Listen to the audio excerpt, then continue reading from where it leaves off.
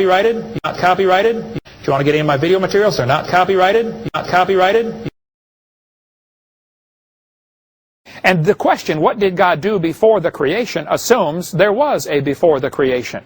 See, God invented time, space, and matter in Genesis 1:1.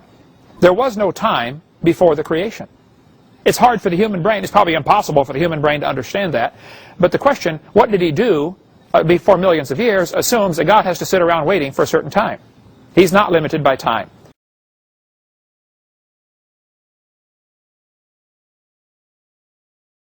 Well, actually, they're partly right. There are actually 10 different authors to Genesis, not 4. Genesis was written by 10 different people, all of them first-hand eyewitness accounts. The Bible says in Mark chapter 12, have you not read in the book of Moses how in the bush God spake unto him, saying, I am the God of Abraham? Here the Bible clearly tells us that Exodus, where it talks the story about the burning bush, is written by Moses. Exodus is the book of Moses. Leviticus, Numbers, Deuteronomy, all written by Moses. But Genesis was only the editor, the collector. He did not actually write Genesis. Moses edited, put it together, probably from 10 existing clay tablets. And there's a great footnote in Henry Morris's Defender's Bible, if you get that. And I love Henry Morris, and I sell his Defender's Bible and highly recommend it. We do put a disclaimer with it because a few things I disagree with him, and so, I'm selling it, so I got a right to disagree if I like. So I think there's a lot of meat here. You have to eat the meat and spit out the bones is our philosophy. But his footnote here in Genesis chapter 2, verse 4 is excellent about the 10, what are called the teledos, the 10 different authors of Genesis. The phrase that you can see where the Genesis is divided up is very clear. If you look at Genesis chapter 2, verse 4, it says, these are the generations of. Genesis 5:1 starts off, these are the generations of. Genesis 6:9, these are the generations of. The phrase appears 10 different times in Genesis.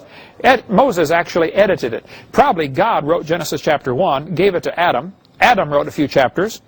Everybody kept adding to this, and by the time you get through the whole creation story, Moses put it all together and put it into one edited form called the book of Genesis. So, if you look at the phrase, these are the generations of, in chapter 5, verse 1, it's found in chapter 6, verse 9, these are the generations of Noah. That's Noah signing off. Noah actually wrote part of Genesis. The sons of Noah, Shem, Ham, and Japheth, wrote part. And you can look through the footnote in Henry Morris's Defender's Bible and see all the 10 times where it uses the phrase, these are the generations of. Terah wrote part of it. Ishmael wrote part of it.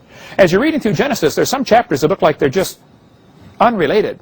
Like, who cares about the Dukes of Edom? It's got all these dukes in there, and it looks like the chapter's kind of stuck in the middle.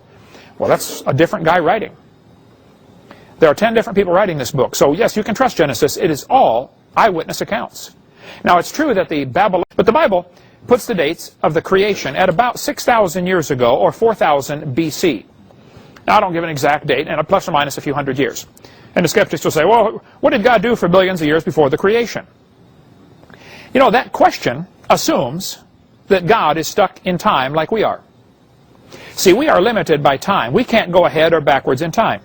There have been many times I wished I could go back a few minutes.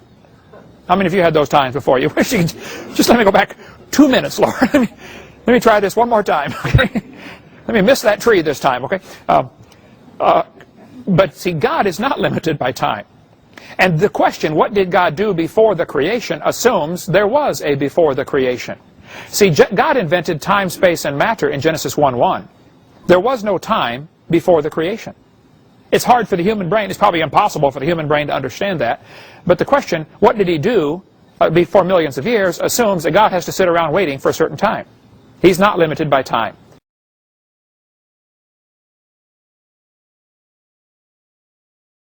You have a caller just called in. Go ahead, please. Yeah, I'd like to know if horses and donkeys are considered to be of the same kind. My battery's dying. I'm going to transfer to a different line. Hold on 30 seconds, or 2 seconds here. Okay. Okay. Well, for those of you just joining, you're listening to a... There we go. Yes. Oh, he's back already. All right, we're listening to a very heated debate here right now between Massimo Bigliucci and Ken Hovind. We're talking about a variety of different things, and right now we're still on... well, I guess right now we're in the listener call-in segment, and we'll be wrapping this up in the next 20 minutes or so if you two gentlemen can hang in there with us. Sure. This is getting pretty interesting here. Okay, caller, ask your question again, please. Yeah, are horses and donkeys of the same kind? I believe they are part of the original same kind, yes. Now, there's diversification over time. There may not be interfertile anymore, or may not produce fertile offspring.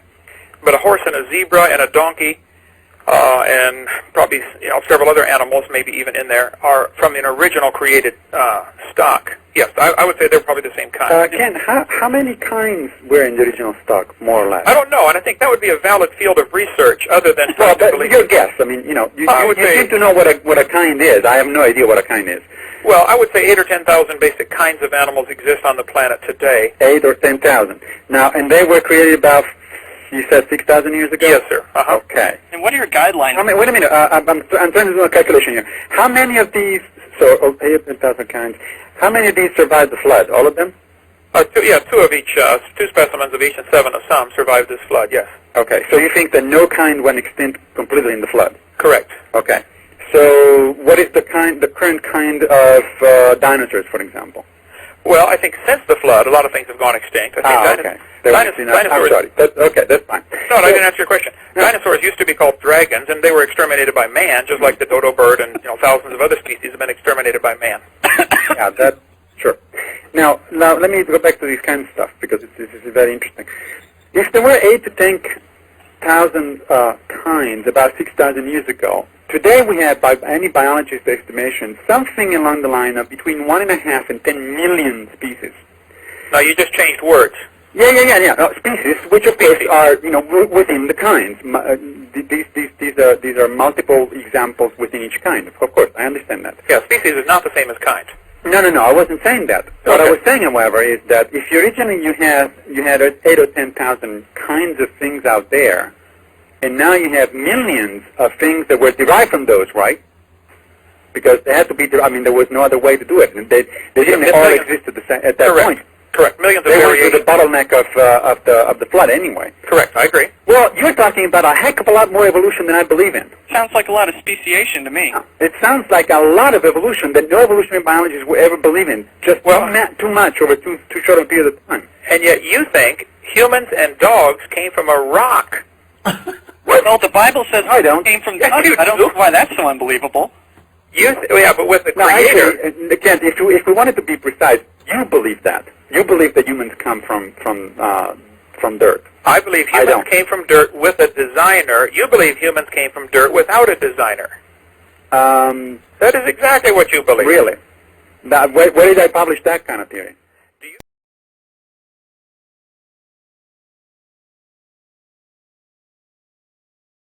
Moses actually edited it. Probably God wrote Genesis chapter 1, gave it to Adam. Adam wrote a few chapters. Everybody kept adding to this, and by the time you get through the whole creation story, Moses put it all together and put it into one edited form called the book of Genesis. So if you look at